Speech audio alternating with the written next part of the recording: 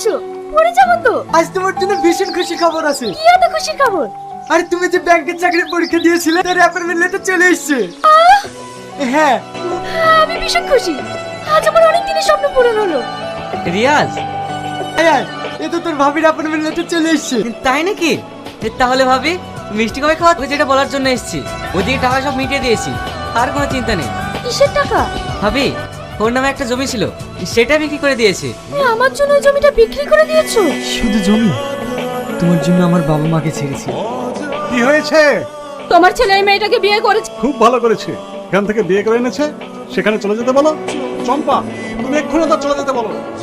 আমার শেষ সময় জমিটুকু হারালাম, এতে আমার কিছু মনে হয় না। তবে তোমার কাছে আমার একটাই অনুরোধ, কখনো যেন তুমি আমায় ছেড়ে দিও না, তাহলে আমি নিঃস্ব হয়ে যাব। না গো, তোমায় ছেড়ে আমি কোথাও যাব না। এই ভাবির পোস্টিং কোথায় এলো? মালদা।